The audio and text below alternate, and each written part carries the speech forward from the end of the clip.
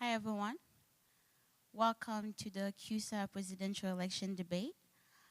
My name is Dominique Jean. I am the co-news editor of The Charlatan, and I'll introduce all the other moderators that are here with me today. Hi, so I'm Mark Ramsey. I'm also a co-news editor at The Charlatan. Hi, excuse me. Hi, my name is Quentin Confense, and I'm the executive director of CKCUFM. So I'll go over some rules for today's debate. So our questions are structured into theme. We have 4 main themes that we'll be going over, and each candidate will have in between 1.5 to 2 minutes per answer. There will not be no rebuttal and no interpanel discussion between the candidate. So you will each respond to each question asked by one of the moderators. And we will also be asking follow-up questions in some instances. All right, so if each candidate could just take 1.5, 2 minutes to introduce themselves, we'll start with Faris. Good evening, everyone. My name is Mohammed Faris. I go by Faris. I am a fourth-year mechanical engineering student, and I'm running to be our next CUSA president. I also happen to be CUSA's current VP for Student Issues, and I'm really excited to be running for president, and I hope that in the upcoming weeks, I'm able to advocate for all students and bring my ideas and policies to the forefront of Carleton's advocacy. Thank you.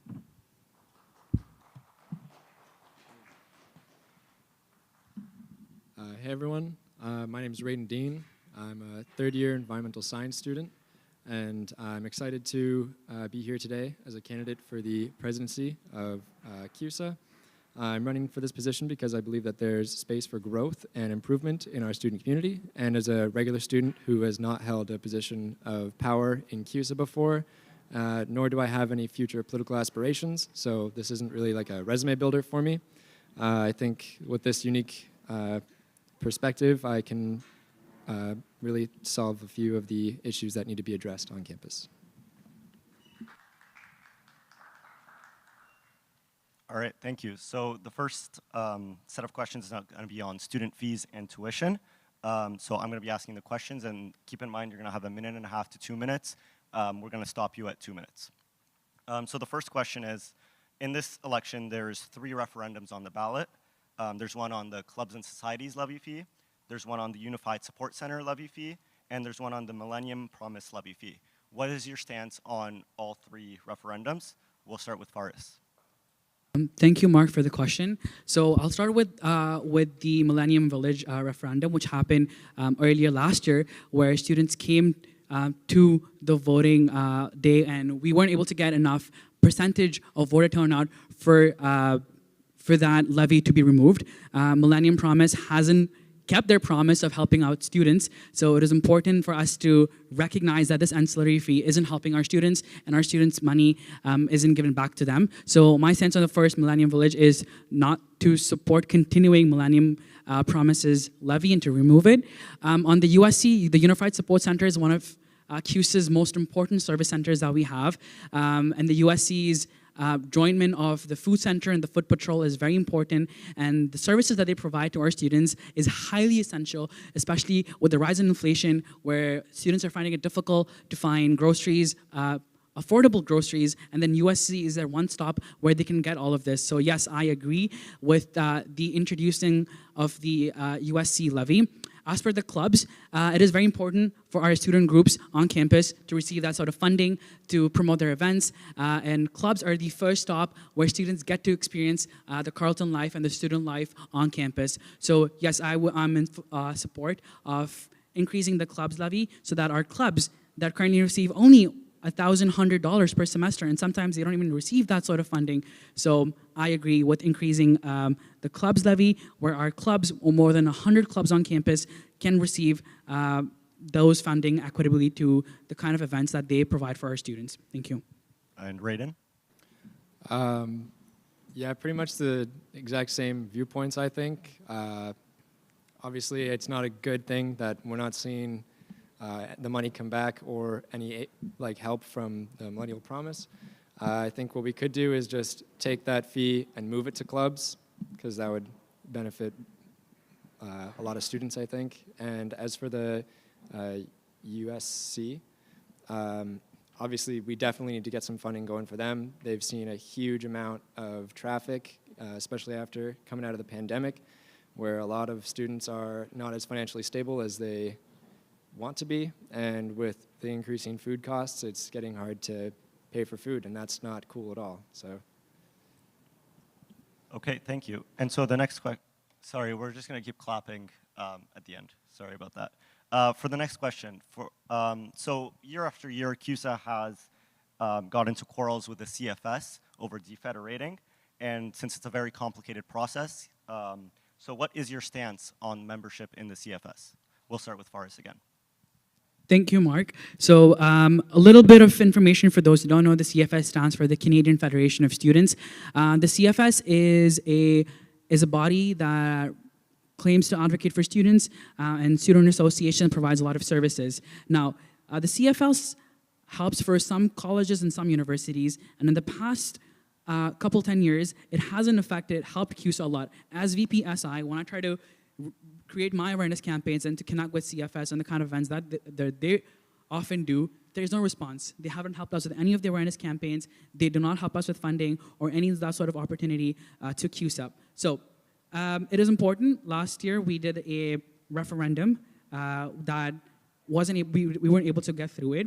I'm optimistic that we are now in the tenure for us to do a referendum again, hopefully, in the recent future, where students can get their money's worth, where the money that they're spending on, the levy that they're paying, the student fees that they're putting onto, is one that they get back their return on investment on these things. So it's important for me to establish and commit myself that CFS hasn't been a friendly partner when it comes to student unions, and it comes to advocacy, lobbying with the provincial government or the federal government as they claim to do so. So yes, onto that question, Mark, I would say that if elected as president, I would definitely look into making sure that the money that we send to CFS, it's $100,000 and above that we send a year that can go back to students' pockets, that can be used for other initiatives, for our events, for advocacy issues, and especially at the time right now where inflation is extremely high, every single penny counts, and it's important that we put that money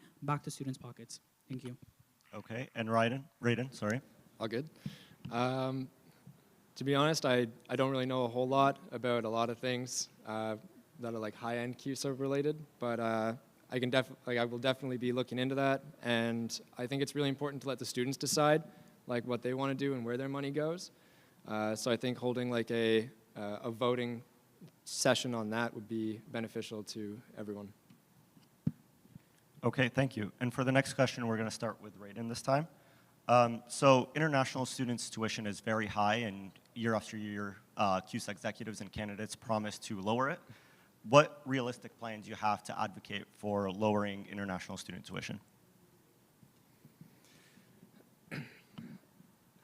I would definitely speak with the university and like try to see what can be done about that, but I can't make any promises that I don't feel comfortable breaking. So I think it would be cool if we were able to do tuition installments, allow international students and domestic students who can't afford to pay for tuition up front, be able to pay for it over a period of time in installments instead. Okay, thank you. And Faris? All right, I'll first start with what I've done for international students when it comes to tuition fees.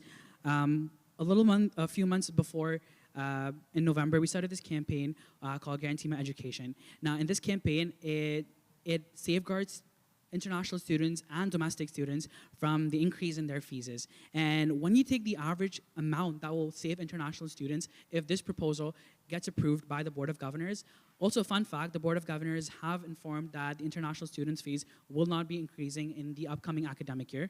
So with that keeping in mind, that only gives us a little bit of leeway time for a year. But a concrete proposal that allows such as the tuition guarantee, which is one of my first running policies as CUSA president, is a system where the tuition fee remains the same when you start at the university and is the same amount until you graduate, depending on the longevity of your degree. Now, this is a format other universities do. It's tried and tested, and I'm optimistic that if elected as president, I'm able to share this proposal with the university. So with that, I believe international students will save a lot of money. An average, like I said, an average student will save $10,000 if this proposal is passed. It's not a out of the box sort of a proposal. A lot of universities and schools and their associations have advocated for that. Now, other things where CUSA can do is CUSA always comes to the table for international students' fees late. We always cry after the toothpaste is out of the tube, right? So this time, as VP SI, I ensured that we're at the discussion before. We come before the Board of Governors meet in April to discuss the student fees that they will be doing in the upcoming years. Other things that CUSA can do is help our students that overcome conflict and war, where we can subsidize their fees when it comes to their athletic fees or their UPass, where we can actually give back to them. As VP SI was able to help Iranian students get tuition extensions through the registrar's office, and I'm hopeful that I do the same. Thank you. All right, thank you. The next question is, so CUSA is not just a student government, but also a not-for-profit corporation. Looking at how CUSA allocates its budget, what would you change? And we're going to start with Raiden again.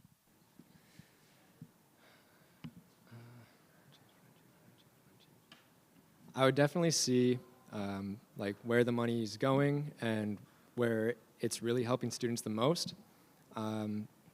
Definitely with like USC, I think that's definitely going to be like somewhere that some money should be pulled to, as it is definitely beneficial to a lot of students.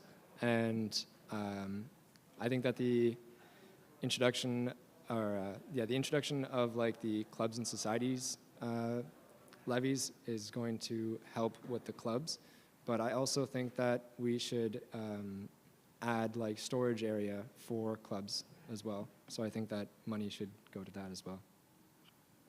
Okay, thank you. And Faris? Thank you, Mark. I think this question hits hard because as an international student, I know how difficult it is to pay for living expenses and whatnot. So my entire campaign, my 4 running policies are all giving back students their money back. It's all based on affordability. And as someone who struggled and as someone who's been there from the bottom out and taken my step once at a time, going up to where I am right now, and someone who's strived hard to be part of the student body community and to listen to students, I want to make sure that their money goes back. So how I'm going to do this, I want to reallocate CUSA's budget in a way that more money is going to students. And how are you going to do that? Creating more jobs at CUSA. We want to add an additional service center coordinator at other service centers. Like I said, we want to create more clubs funding for our students. And how do you do that? The executive composition committee is going to meet up soon. The size of the executive team is reducing, which means their compensation is reducing. That money is going back into the corporation. It's going back to the to the association, and that way we're able to create jobs, more clubs funding. We're going to put that money into advocacy efforts when it comes to the government. We're gonna make sure that our students are well informed about these things. And as someone who's worked very dearly with students, unlike my colleague here sitting here, haven't focused on something which is people call resume building or whatever. It's important for me to be on the field, to be listening to students and advocating for them. And a lot of students have told that they need their money's worth. And that's what I'm trying to do, is repurpose this money to go to jobs, clubs funding, and more support for our students. Thank you. Thank you for that. Our last question for this segment is, in light of recent reports by the Ukrainian Students Club of anti-Ukrainian hate on campus, CUSA recently released a statement including a call for a referendum on the Ontario Public Interest Research Group, or OPIRG Carleton. What's your stance on the removal of this levy fee? We'll start with Faris. Mark, it's very important as your student leader to listen to your students. I've been an advocate of the safer space policy, and I always say to everyone, it's important for a dialogue which is inclusive, which is respectful for all students. The things that have happened over the past week, I believe things would have moved a very different way if the university had upped their game when they did to the events that happened. The university gives me a tough time approving my events, and I think an event that talks about, which has extensive trigger warnings of genocide, loss of life, and covering in a university space where a lot of our students will be affected by such thing. I hoped that my wish would have been the university did more research into what sort of an event happened. It was also important for me that the association, all parties in the group had consulted with the Ukrainian groups, and I'm sure that some of the groups did consult with the Ukrainian groups. I feel because this is a topic that affects our Ukrainian students the most, and I feel their needs and their listens should have been at the forefront and what they feel more comfortable when talking about themselves. I come from a background of a family heritage of refugees, and I would have appreciated if any stance or an event would have been catered around when you listen to the people first. So I think my stance would have been something that it's important for dialogue, but it's important that dialogue happens with collective interests in mind and making sure it's respectful and our students feel safe to come to university. Thank you. I'm going to ask a follow-up to that question. So the question was, what's your stance on the removal of the Oprah Carlton levy fee, which the CUSA statement called for? So would you be able to answer the question? Mark, I believe the question would remain within the hands of the CUSA Council. The CUSA Council is the biggest body at Carleton. It's a body of 30 plus individuals. I'll take a stance on it. I, as an individual, one person cannot speak for what the student body of 30,000 students would do. But my goal would be that a well thought out decision on this should be in the hands of collective students and not just one person. So I believe that that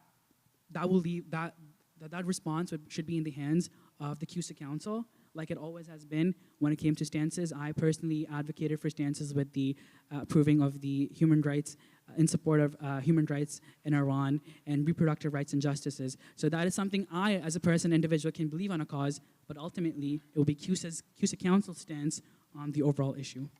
Okay, thank you. And Raiden?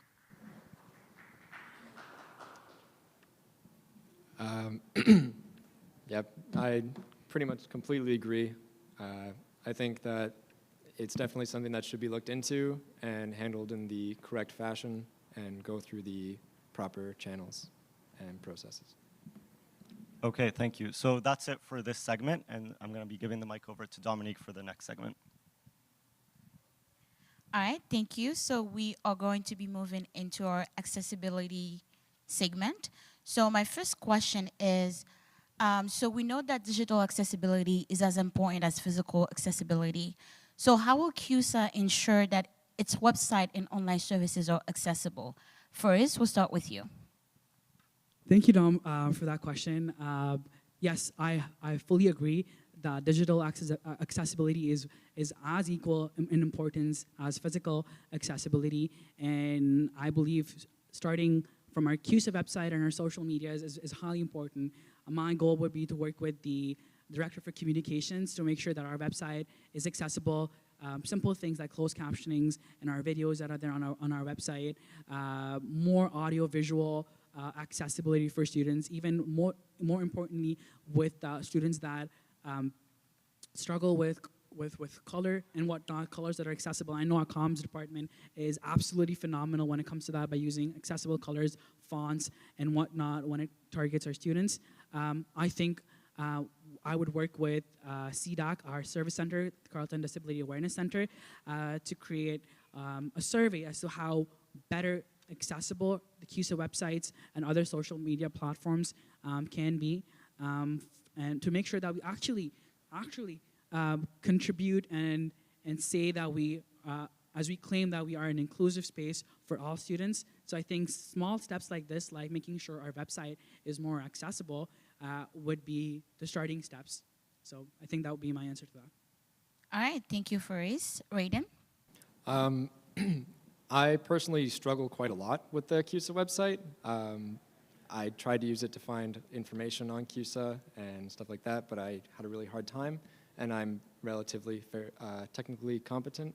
So I think that if anyone does struggle with technology or struggles with like finding the right things in the right places, it's really, really difficult. Like I said, I had a hard time, so I think definitely looking into that would be super huge. I really like your comment on like using the right colors. I think that's a really good point to focus on as well. I have a lot of friends who are colorblind, and it can be a little tricky. I'd also like to look into making Carleton Central a little more user-friendly. I think that just having like a word and then a whole bunch of small links underneath it isn't exactly a really good idea. And like personally, whenever I tried to run an audit, I had a really hard time figuring it all out. So I think looking into that would be a good idea as well. All right, thank you. I actually have a follow-up for you on that question. So you talked about you yourself having difficulty navigating the CUSA website in terms of finding information. What are some specific ways that what are some specific steps that you will take to make sure finding information on the CUSA website is easier for students? Introduction of like a search tab that searches like all of the CUSA websites would be a really good thing to have. That's definitely going to be like key. I think just, yeah, trying to make like more options more accessible. All right, thank you. Sure. My second question is, this year CUSA introduced its accessibility reporting form, which enables students and faculty to report inaccessibility on campus. So how do you plan to fix accessibility issues on campus? And just to clarify, since we just talked about digital accessibility, I mean more physical accessibility, as an elevator is not working and buttons not working and all that. First, I'll start with you. Thank you, Dom. I appreciate you bringing that question. I worked along with CDAC to launch the inaccessibility reporting form for Disability Awareness Month. So I was the liaison between the form complainants and the university. So every Thursday, every Friday, we would go through the form and see where are the places physical. For example, people had questions.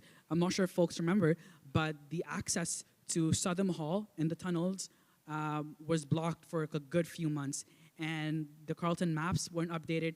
The university hadn't sent out information about that. So if you were someone using a wheelchair, you would have to go all the way to Southern Hall and find out that the location is blocked. Now, you can't exit anywhere nearby. You would have to take the elevator from the library that has only access, doesn't have access always to the exterior. So you would have to go all the way back to University Center and take the exit from there to access Southern Hall. So part of my, if elected, I'll make sure that the university responds to these structural inaccessibilities more quick. FMP have been notified immediately, and just since we launched the form in the past 2 months, in the response sheet, I believe there were 7 responses the last time I checked before I stepped down for a bit in my leave of absence. But small initiatives like this make sure that we listen to all our students and make sure that campus is accessible and we're listening to their needs. And again, this wasn't just for indoor accessibility structures, it was for outdoor. CDAC did an amazing job in doing so. I want to shout out to the CDAC coordinators for doing that, in doing so. And these are the small initiatives that CUSA should be remembered for, and the things that we help our students for is bringing these sort of advocacy issues into the forefront that affect our students. So thank you. Thank you. Raiden? So it's actually cool that you brought that up. That's actually something I really want to focus on within like my campaign and everything. Accessibility is a huge issue on campus. The number of handicap buttons that just usually don't work, or they work like super poorly, it's unacceptable. Half the time the elevators don't work as well. I think that we need to add more buttons to just about every classroom. For example, if you were to take a class in Israeli theater, sure, you can get to the right floor, but you wouldn't be able to get into the classroom or the theater without the help of another student because the doors aren't on handicap buttons. All right, thank you. And my last question for this segment is, there has been a lot of report of students having a hard time accessing mental health services at Carleton, whether it's long wait times or issues with refund. So how will CUSA remove barriers to accessing its mental health services? Raiden, I'll start with you. Again, that's not something I'm super familiar with, but I would definitely love to look into that some more. I think that it sounds like it's a bit of a funding issue if it's long wait times. It sounds like we need to hire more people to coordinate things and make sure people get the help that they need. All right, thank you. Faris? Thank you, Dom, for the question. Yes, I do recognize that the mental health accessibility on campus isn't the best. One of the things that I have advocated for as VPSI is to add an additional racialized counselor in residence and within the health and counseling services. But I would I've advocated with the university to create a much better triaging system.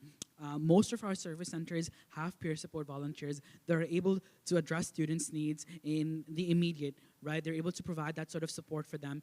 And I wish to make sure that the university creates a nice sort of a structured triaging system where they can provide more support for our students through our service centers.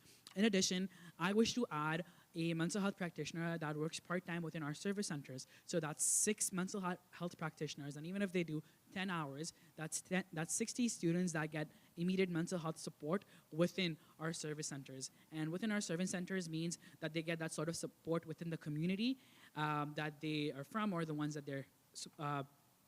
they identify with, right? So I think that would be my main priorities, is to create a more better triaging system within the university's health and counseling and CUSA services. CUSA provides Empower Me, which is a short-term mental health support for our students. Over the past year, we introduced a pilot program called Conversations Through Dialogue, which is a more long-term support that a lot of students have shown interest towards. So I think the problem with the accessibility is a lack of support from the university and giving these information out to students. CUSA is often left to deal on its own to advertise its support when it comes to its service centers, whether it's through Empower Me or is it through Conversations. I'm pretty sure a lot of the students over here would not have heard it directly from the university, but from CUSA and its service centers like the Wellness Center or the Women's Center for that matter. So it's up to us to advocate. So I think one of my priorities as president would be to All have... right, Faris, your time is Thank you. up. You're welcome. All right, so we're going to be starting the third segment of the debate, which is on student engagement. So my first question, and we'll start with Raiden, is at the end of the day, both of you are students after all, just like everyone. How will your experience as a student and in CUSA shape how you addressed low student engagement with CUSA? We'll start with Raiden.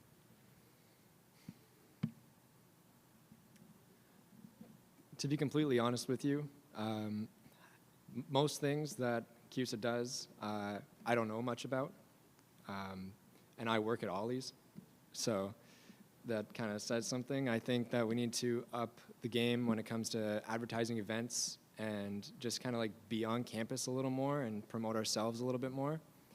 I think we should definitely try to engage with like more first years and even upper years as well. I think that the pandemic caused a huge gap in engagement, and with a lot of people coming in, even in their like second or third years, having never actually done any CUSA events. So I think that's something that should be addressed.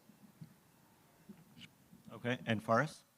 I think that's a very good, important question, especially when you see that a lot of students, when they're coming out of the pandemic, there have been 3 cohorts of students that haven't had that sort of campus experience or that university experience for that matter. So in the past year, I've tried to make sure that students come to these fun, unique events while giving them a share of awareness. For example, when it comes to awareness campaigns like Pop the Stigma, or as VPSI, I'm proud to have launched the International Student Campaign Mosaic that brought over hundreds of students to our events throughout the week. And I feel it's very important because students want to see things that they want to go to events that cater more to what they like and prefer. And I feel CUSA is growing to be more versatile in that matter of creating more events that are more, they're there for different communities. One size doesn't fit all, and I feel that's the kind of events we have done in the past.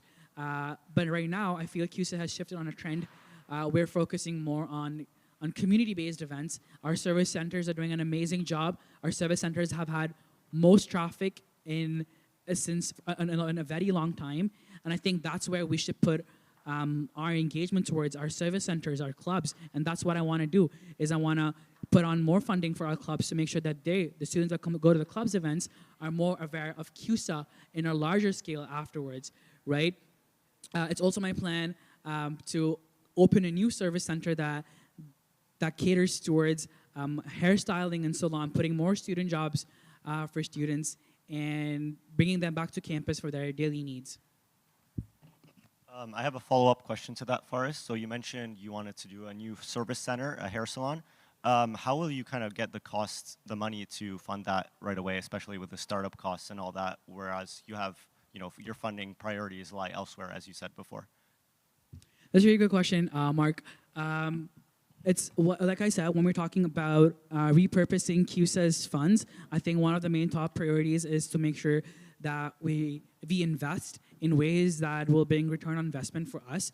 Having a salon, hairstyling, that's going to provide that sort of a place where you won't get accessibility for a lot of students. For example, a lot of queer folks are not able, would prefer in a place that's more safe and comfortable for them. For students that that are Black, they would appreciate much more of their student-friendly prices for hair and nails and whatnot, and that's creating more jobs for our students. So I think that getting that fund for establishing this sort of a service center would be repurposing our funds in a way. I think we have a beautiful spot at CUSA as well that we can to allocate the space to this hopefully hair salon within CUSA. And I think with that sort of ongoing traffic, CUSA is able to run that as a /business/service center that's able to generate revenue as well, while making sure it's affordable for all students and creating jobs for students and making sure that all of these facilities is on campus and near to them. I hope that answers the question. Okay, thank you.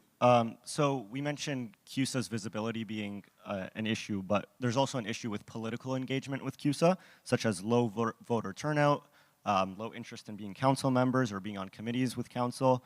How will you make CUSA more appealing to students? We'll start with Raiden.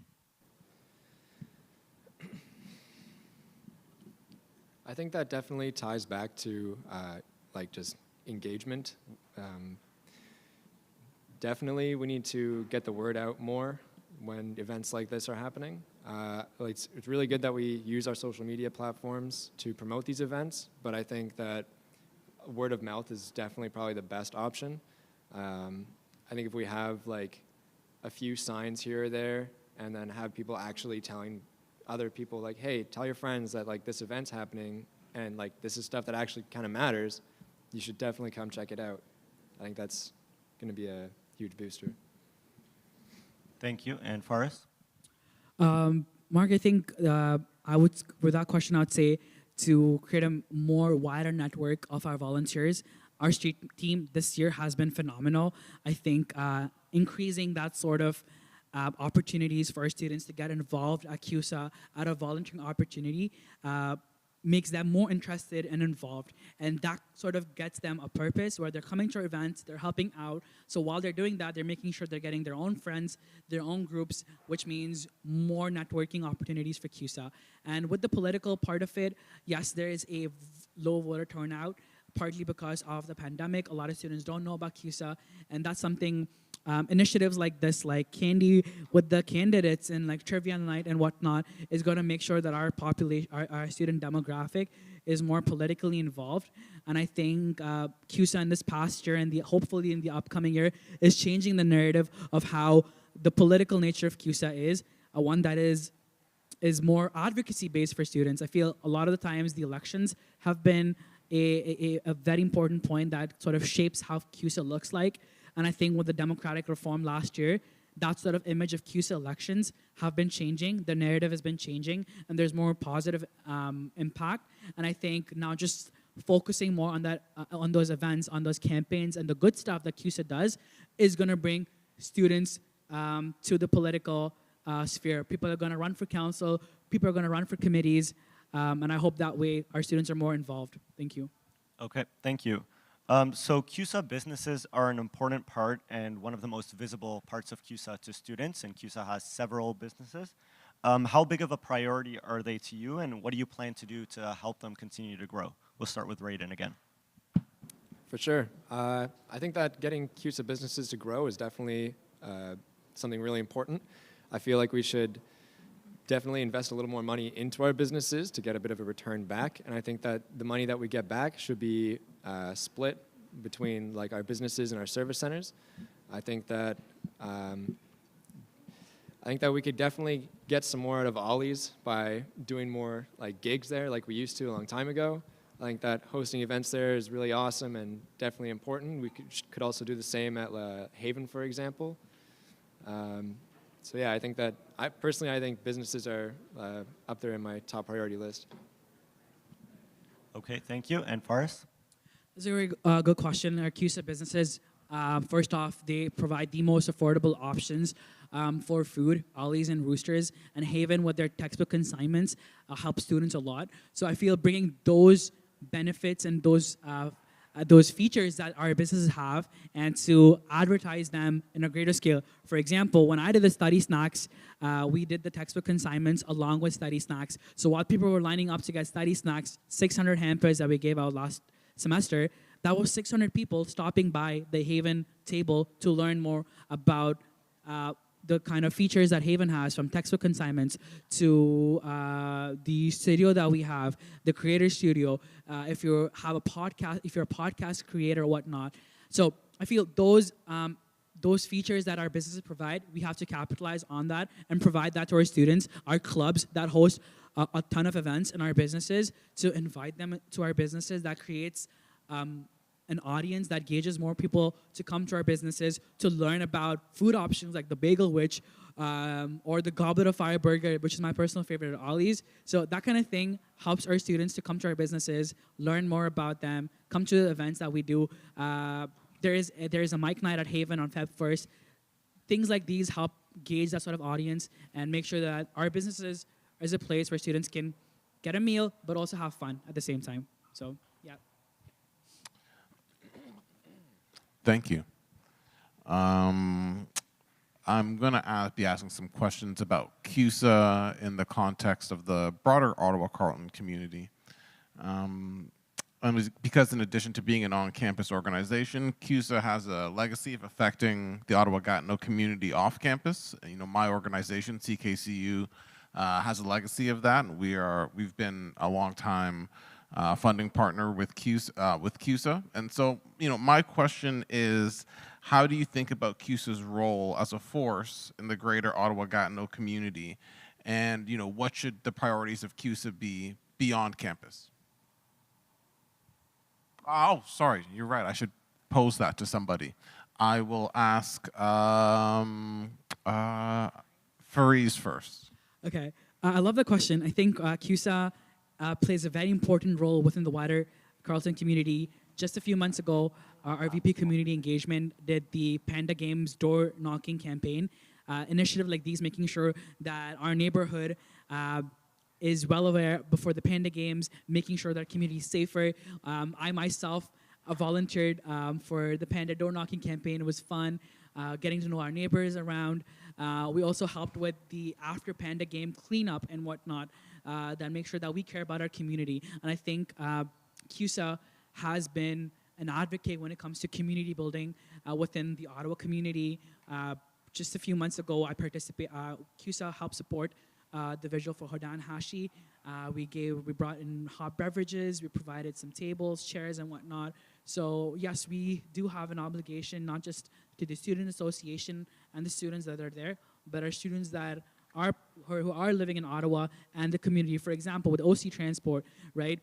With the OC Transport being, well, to be honest, they've been flaky a little bit. So it's important that CUSA advocates to these right people, to the Ottawa Public Health when it comes to blood drives and whatnot, advocating with the transportation facility to our food banks. USC and the Ottawa Food Bank have very good connections when it comes to helping with food insecurity for our students. So I think leveraging on these already built partnerships and pushing them and making sure that our students that are living in the community get back from them these services would be a good priority, a top priority for me.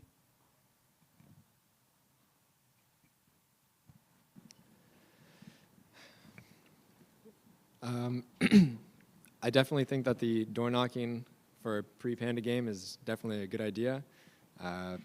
We definitely need to continue that. I personally, I do listen to CKCU every now and then in my car, so it's also cool that that continues. I would like to see that we have more external community engagement. I think that would be pretty sweet. And I also, but I do think, to answer your question, that our priority really should be in-house. I think we have a lot of problems to fix within our walls before we start looking externally. So yeah. Thank you. My next question has to do with, again, life beyond campus, but really now focusing on CUSA members who are students, obviously. I used to be a CUSA member, and now I'm back.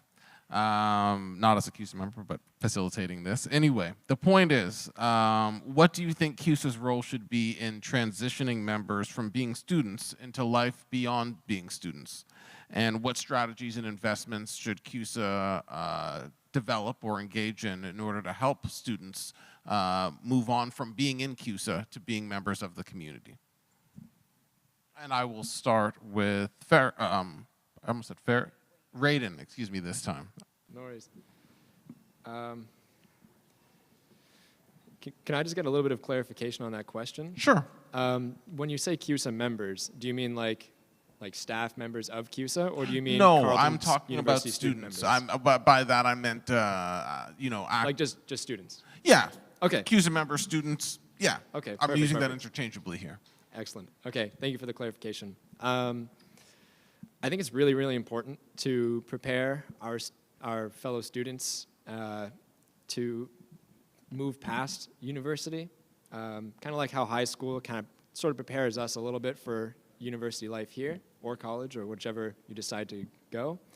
I think it's also really important to use our clubs. I feel like a lot of skills can be learned within our clubs and societies, like skills that are learned like very like non-professionally. For example, like managing clubs, or like keeping up with current events and stuff like that. I think that moving outside of university, those skills should be transitionable, and they should be able to utilize a lot of like what they learn here, not just in school, like in class, but also like extracurricular things. I feel like pushing engagement into that would definitely benefit a lot of students.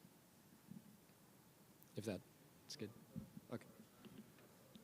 Thank you. No, that was great. Looking for an answer from you, my man. Yes, I 100% believe that our students should have a better transition when they leave university.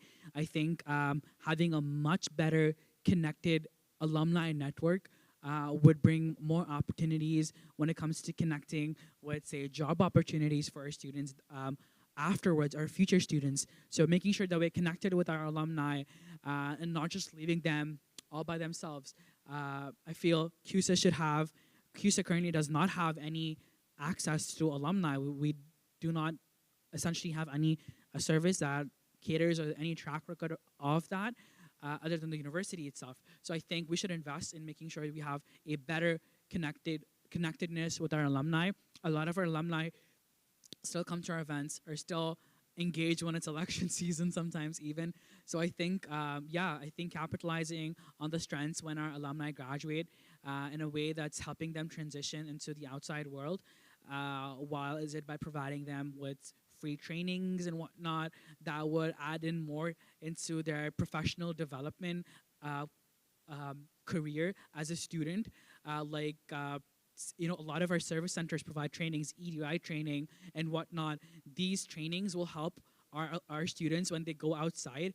They are more self-aware about these things, are more inclusive, have that additional sort of like talent while they learned. And these things CUSA could easily facilitate, like assist training and whatnot, that will go on for years to come, having certificates like that, and will help them in not in their just their personal goals and whatnot, but also in their professional goals. So I think investing on more widespread trainings and professional development for our students will much help them when they transition out as alumni, and connecting and being connected with them will be beneficial. Thank you. I have one more, and it's going to the other side of things. We just talked about alumni. I want to talk about new recruits and folks who will be coming into Carleton. And I'm interested in how CUSA thinks about recruiting or about, I guess, engagement in the community, in the student community with folks who are not yet at Carleton. And what is it that CUSA is doing and saying to engage folks, to encourage folks to engage with CUSA when they're at that point where they have not yet decided where they are going to go after high school, or when they're at the stage where they've decided to come to Carleton but don't yet know about how to engage with CUSA. So before someone becomes a CUSA member, what is it that what is your strategy, what is your approach for engaging with that community? Oh, and Ferris, yeah, you can go right ahead. Sounds good. I think one of the things that the executive team tried to do this year is try to get us involved in those campus tours, which we weren't involved before. Surprisingly, right? So our VP Community Engagement, our president went on campus tours. We're part of the campus tours, showed people the kind of things that CUSA did, and this hasn't happened in over 80 years, for that matter, right? We weren't involved in recruitment, right? So I think steps like this, where CUSA and the university is involved when it comes to recruiting students, whether potential students or whatnot, and being involved in that sort of decision things. A lot of student unions actually go to these university fairs. CUSA is not invited. CUSA doesn't get to go to them. But I think one of the stepping points would be that we advocate with the university that we come to these university fairs. Maybe a member of the executive team goes, talks about their experience. I think a lot of students would appreciate, potential students would appreciate listening and learning from students. An adult person would probably not able to explain how it is to go to Thirsty Thursday event, but a student will be able to translate that sort of feeling, that lived experience to these students. So I think if elected, I would work with the university's recruitment office to make sure that the CUSA is more involved when it comes to sort of showing the place around, maybe simple things like campus tours, going to other universities, sharing our story, sharing things that often a lot of recruiters wouldn't think of, right? But how beautiful campus is, the skating in the canal that's going to freeze pretty soon, though. So I think things like these that you can share, it can only come through lived experiences, should come through students.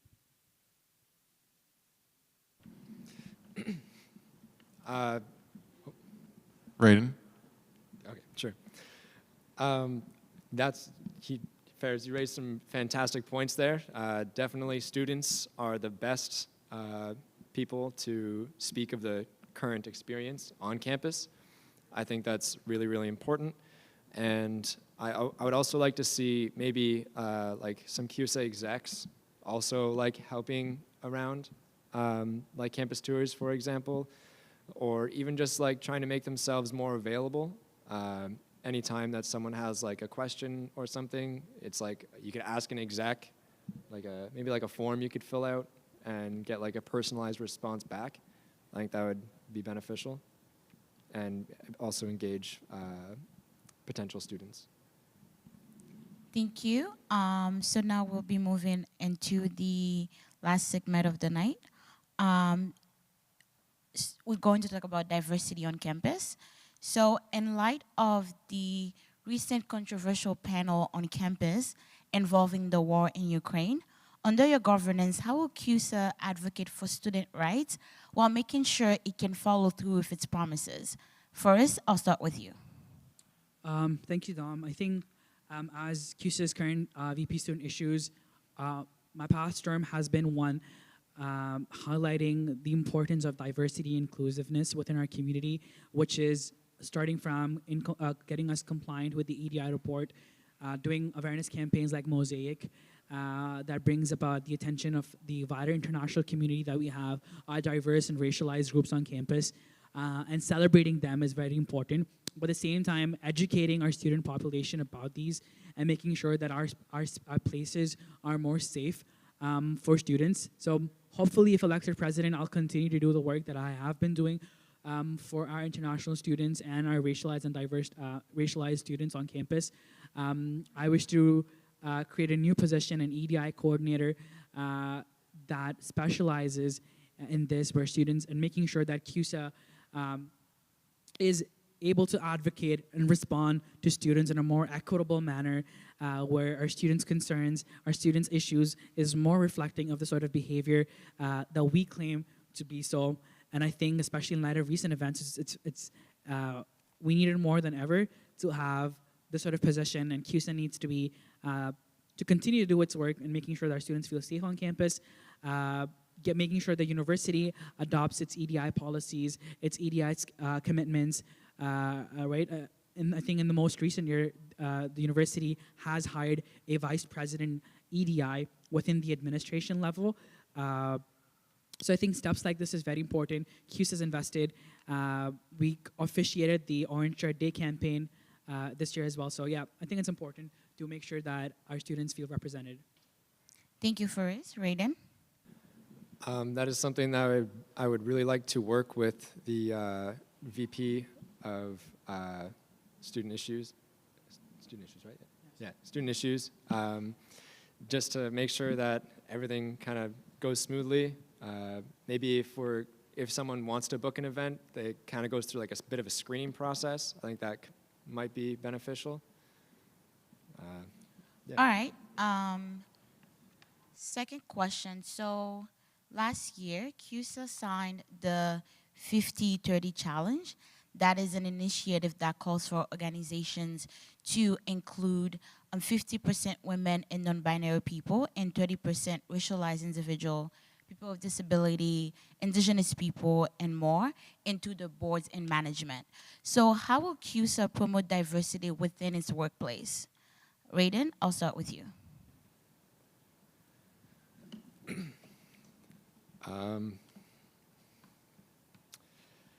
That's a very good question. I think it's really important that everyone feels like they have their voices heard, and clearly there's a lot of people who aren't feeling that way. I think that getting a very diverse group of individuals to all work together is really important, and to help facilitate that, I would definitely work with the other VPs and council to ensure that that is done. All right, I actually have a follow-up to that, which Sure. will apply to both of you. So the current executive team did not return the charlatan's request when we asked where the CUSA collects employee diversity data, which will let them know what is the workplace like in the association. So is that something you will do? Collect diversity data to know who your employees are and whether you have a diverse force? Raiden? I think that we could probably do like an internal census, try to like get a good understanding of everyone who works with us or for us, and collect as much, not too much information, obviously, but like with the questions that you're asking, I think that's probably doable. And yeah, I think that CUSA should be as transparent as it can be with just about everything. All right, thank you. And Faris, you can go ahead with the first question, and you may answer the follow-up as well. Sure, Dom. I'll first start with what started as a thing that I would keep telling our team: a CUSA that looks like you, a CUSA that looks like you, because 5 of the 6 executives are racialized, and it's the most diverse CUSA the executive team has ever been.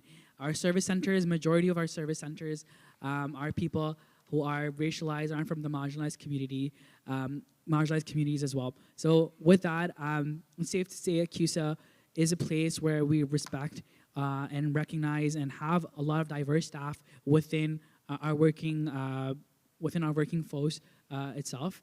With that, yes, there are ways that we should contribute, things like in compliance with the EDI report, which my predecessor worked on, and I made sure that CUSA is completely compliant with the EDI report and its suggestions. Things like retention of data, how our staff is, how are we able to cater to provide more. I think things like workplace EDI trainings that were implemented this year, especially, which have been newer, which wasn't implemented in prior years at CUSA, to make sure staff and everyone is more aware and inclusive to an ever-growing diverse population on campus. More than 50% of students at Carleton are visibly part of the marginalized and racialized communities. So yeah, I think moving forward, it's important to celebrate that sort of diversity that we have within the force, and also advocating and advertising more people to join CUSA, and saying that it's a safe and inclusive space for all people. It's a place where anyone can dream and believe and be a leader in their own ways. So yeah, I think, and I don't remember your follow-up question, Dom. Pardon? Your follow-up question, what was that? Yes, so my follow-up question was whether CUSA will be collecting, if it's not already doing that, since we did not get a response on that, whether CUSA will be collecting employee diversity data. I think it's very important as any non-for-profit corporation to better understand your working force and better provide to its needs and its people's needs. For example, I know our CUSA staff, we get holidays for religious holidays and whatnot, but also it's important for us to sort of collect that data to better improve the services that we have, how we're making our staff feel more inclusive. Are we providing them with the necessary trainings? Are we providing that are teaching them and educating themselves about important issues like maybe someone said what could have been an act of microaggression, but you actually don't know about it. So it's important we make sure we talk about these things. And how do you talk about these things? When you do a survey, you better understand your population. So I think it's very important. And if elected, I hope that I work on a data collection of that sort. All right, thank you. So we have a follow-up question from Conde. Hey, just to follow up on that, related to the question about collecting stats, my question is, will you report stats? Which is, different than collecting, and it sort of goes to the question about sort of annual reporting and transparency. And so I'm curious about, one, would you take the step to not only collect the stats, but report the stats on a regular basis to the student population? And number two, I guess about annual reporting and how CUSA does that. And would you commit to producing annual reports so that folks could understand what's going on inside the organization? Thank you for that question. That's actually very important. I believe there are 3 steps for that. I think the first step is making sure that our staff feel comfortable enough to report or to identify itself. I think is the first step. I have a crisis of myself. I live in Dubai, but I'm from India. I have origins from Myanmar and Burma. So one box doesn't fit me, right? So first, it's important to make sure that our staff feel comfortable to disclose this information. Second, information would be, again, in terms of how much or what can be reported and be collected. I think as the president, I would not have the power to do that. I think that would be more the matter of the CUSA board and the CUSA board of directors that would have, it would be their work to sort of report on that. CUSA does have its annual report that we submit. I think it would be a good thing to look into that and making sure that we have that sort of a mention of diversity within our workforce. But as the president, I wouldn't have access to decide on that on my own. I think it would be my board that would have to give a decision on that. But it's definitely something to look forward to, and to hear from more students that how they wish, I think, going back to the student population and listening from them, how they wish their information to be given out. I think data privacy is very important. Raiden, you may also answer the follow-up. Yeah, sure. I believe that transparency is one of the biggest things that we should promote, especially within CUSA. I think it's not a very big secret that there's been a bit of a track record where in previous years things have not been quite as crystal clear when it comes to CUSA. I would really like to see a big change in that. Personally, I do believe that transparency is key. And yeah, whether that comes from like the demographic of our staff or like spending, I think that all of those things are really important to be open and honest about.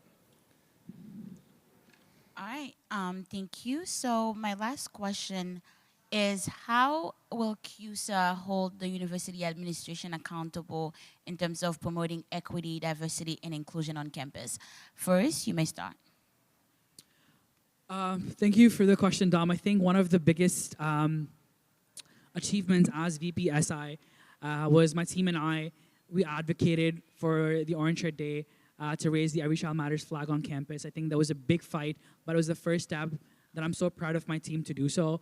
Things like where we advocated to reprint the rainbow crosswalk, which is right across UC, to reprint that with the Progress flag to make sure that our community feels included. I think these steps are very important, and to recognize on other issues and making sure our students and their history and their identities is well respected and identified. For example, yesterday was the Quebec City shooting mosque's anniversary. A few days ago was the Holocaust Memorial anniversary as well. So I think the university making sure that our students, their history and their identity is so important, right? And to making sure that there's a space and they're listening to that would be my top priority. So things like a lot of the monuments turned green last night for the Quebec shooting mosque. I think would have been nice for the university to do that as well. So I think, yes, it will be a top priority for me to advocate with the university to uphold their values of EDI, inclusion, what they say, and how they claim that Carleton is a diverse place for students to come to in a way that's more, in a more respectful way where they come listen to students. I think some of the things that they have done in the past have been very performative.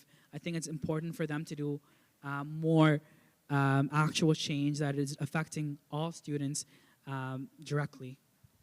All right, thank you, Raiden.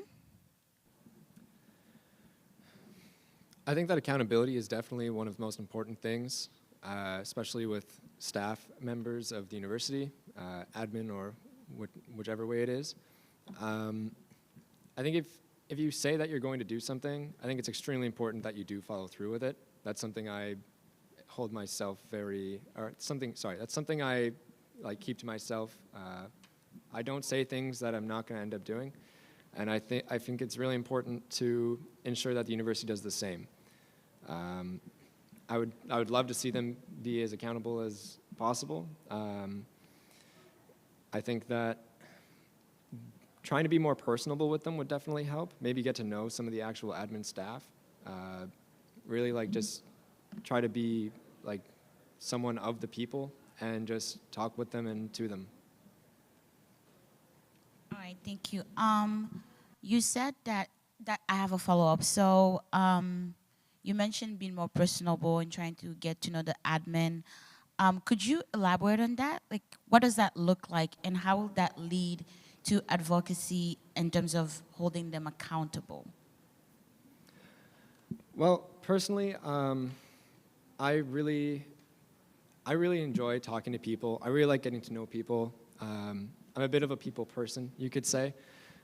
So I think that actually talking to the people that are like in charge of big decisions on campus, like personally speaking to them and making sure that like maybe the VPs and other representatives or other people who want to see things changed actually speak to them in person or like on Zoom, whatever they're most comfortable with.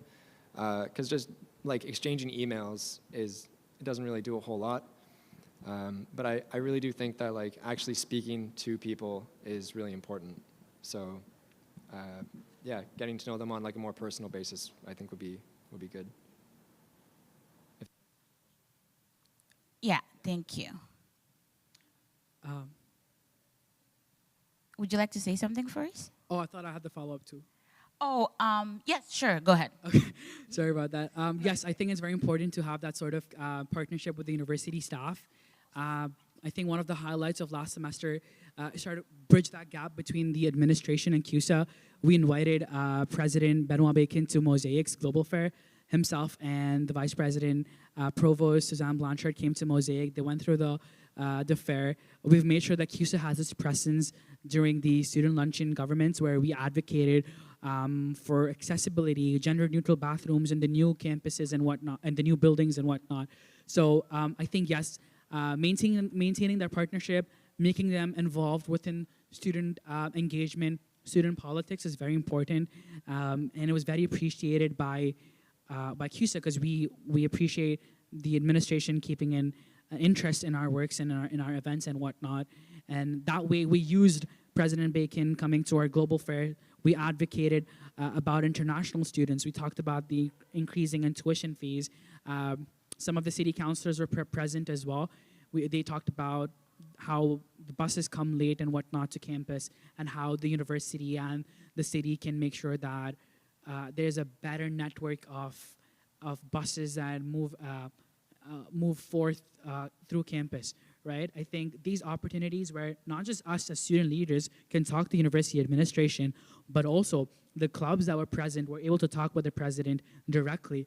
They were able to bring their student issues directly to him and talk to him rather than through middlemen like CUSA execs and whatnot. So I think it's very important to involve the senior administration in our activities and events and whatnot.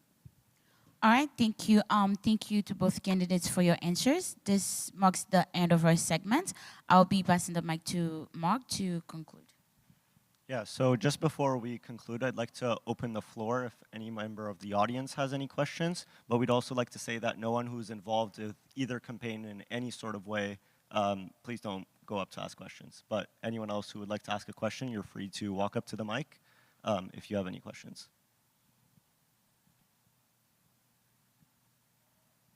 Okay, seeing that there is no questions from the audience, we'd like to let you to give your closing statements. And I'd like you to also key in on how your two very different experiences would propel you as a better candidate to be CUSA president. We'll start with Faris. Thank you, Mark. I think to those of you who are tuning in, I want to just say that I have been someone who's been an outsider within CUSA, and has been someone who has grown up within CUSA, right? I did it all. I did the CUSA street team. I did the service center coordinator. I did the counselor. I did the vice president, and currently running for president. I believe in myself that as a student leader for CUSA for 30,000 students is important for someone who understands the job, someone who is able to advocate for students, who knows where to knock on whose door and how to knock on people's door, right? I think it's very important that way. So with that, I ask all of you to look at my platform, read my platform. I have 4 amazing running policies. I have on tuition guarantee, unlimited clubs funding, creating more student jobs, and compassionate grading. It all goes back to an affordable campus for all students. Things like your academic wellness is very important to me. Your mental health, sexual violence prevention, EDI work, your campus life, and your student life on campus is very important to me. So take a moment to go through all of that. You can follow me on Instagram, watch how my campaign proceeds, join, spread the word out and whatnot. I want to be a president for all students, one that is able to look and listen to all students, to be there with you, advocating for you, and someone who isn't just sitting behind, but someone who's out there across the table, listening to you and advocating for you. With that, I ask all of you to do a well-thought-out, informed decision when you go for voting, and make sure that you elect someone that represents not just you, but also your peers and the wider Carleton community and the demographic that we all call ourselves Ravens. So I think with that, I wish the best of luck to my other candidate as well, and to all the counselors in the upcoming election. It is my best wish and hope that this election is a positive election where CUSA is able to come out of the notion of what we're infamous for, but something that we're proud of the work that we do and the valuable things that CUSA has to offer with that. And I think with that, I'm excited, and I hope that I get to meet all of you and talk to you, most importantly. And until then, Ravens, take it easy and have an amazing night.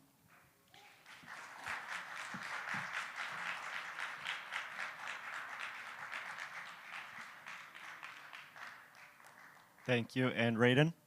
For sure. I come from the background of just working for CUSA at like kind of the bottom level. I started off as a line cook at Ollie's.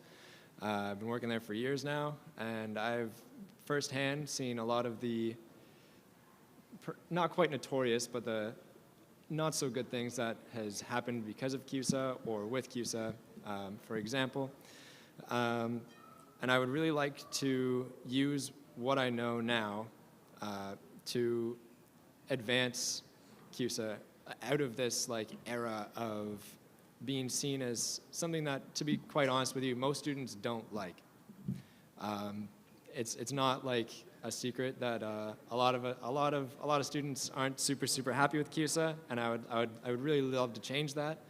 I think that from my background, I know a lot of just regular students. I am just a regular student. I don't have any political background. I don't have any sort of like I just no political background at all, to be honest with you. Nor do I have any, like I said earlier, aspirations of doing anything politically speaking. So I'm just trying to make sure that the average Joe is heard and continue with that. I would also really like to focus on transportation, though. I think that that's super key, especially during the winter months when it's been really bad lately. Buses have just been not showing up, or they show up really late, or there's 3 of the same bus in a line, like after like waiting an hour and a half. I'd also like to make note of the bus stop out front, and it's always just so crammed. Anybody trying to walk through has to like either walk on the street or walk through like the snowbank behind it. I think that that's something that should be looked into. And yeah, good luck to my fellow candidate here, and have a good one, guys.